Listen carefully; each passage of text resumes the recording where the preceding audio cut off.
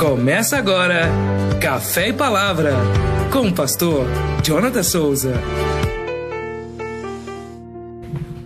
Graça e paz, querido irmão, amigo, chegando aqui para mais uma manhã Café e Palavra. Esta manhã eu gostaria de refletir com você aqui em Lucas capítulo 18, a partir do versículo 9, que nos diz assim: Em seguida Jesus contou a seguinte parábola àqueles que confiavam em sua própria justiça e desprezavam os demais. 2 homens foram ao templo orar. Um deles era fariseu e o outro cobrador de impostos.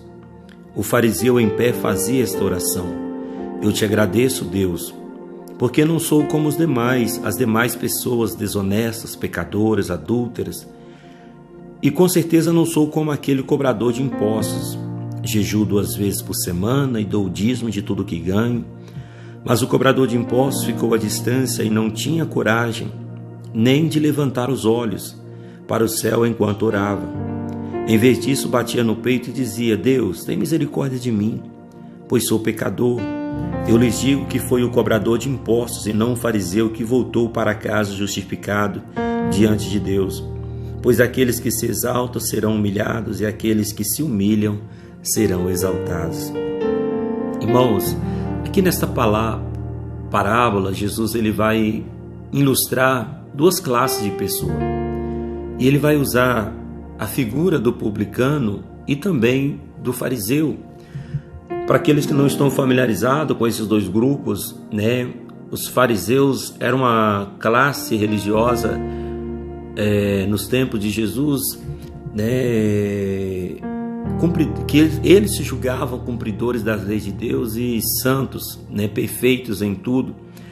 E era uma classe que desprezava e menosprezava os demais. Tanto é que eles vão se colocar acima dos pecadores, E os publicanos ou cobrador de impostos eram judeus, que trabalhavam como funcionário público para Roma cobrando impostos, dos próprios judeus. E isso desencadeou uma raiva, um ódio, e eles olhavam para esses homens como a escória da sociedade, os fariseus. E aqui eles estão orando. Jesus vai colocar os dois orando.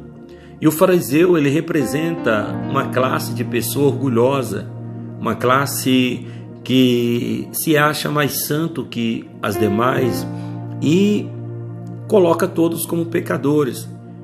O fariseu aqui, ele é incapaz de enxergar seu próprio pecado, mas ele enxerga apenas o pecado alheio.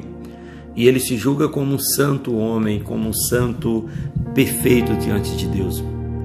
Em contrapartida, nós vamos ver esse publicano, que ele sobe e a oração dele é uma oração humilde.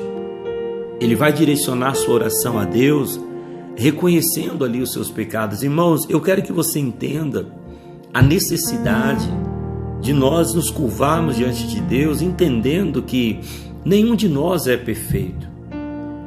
Se você olhar, essa palavra está alinhada com a que nós falamos ontem pela manhã. João, ele vai falar a respeito dos nossos pecados, e ele mesmo vai dizer que se nós dissermos que não temos pecado, somos mentirosos, porque nenhum homem na face da terra ele pode bater no peito e dizer: eu sou santo, não tenho pecado. Nenhum homem. Não é porque ele é pastor, porque ele é padre, porque ele é isso, aquilo, outro, é papa. Não existe santo homem. Existe apenas um santo, que é o nosso Senhor Jesus Cristo, o nosso Deus eterno. Apenas Ele é santo. Todos nós cometemos pecado porque em nós reina uma natureza adâmica, uma natureza carnal, uma natureza que pende para o pecado. Diante disso, nós temos a necessidade de nos curvarmos diante de Deus como esse publicano, reconhecendo: Pai, eu sou um pecador, sim, mas eu estou em busca da santidade, da santificação. Quando a palavra de Deus ela nos chama de santos, sede santos como eu sou santo, o Senhor está nos chamando a ser separado desse mundo, desse sistema. Ele está nos chamando a zelar e esforçar para vivermos o mais próximo de uma vida de santidade. Irmãos, eu não sou digno de estar aqui. O que me coloca aqui de pé é a misericórdia e a graça de Deus. Nós precisamos entender isso. Nenhum de nós merecemos nada que vem de Deus.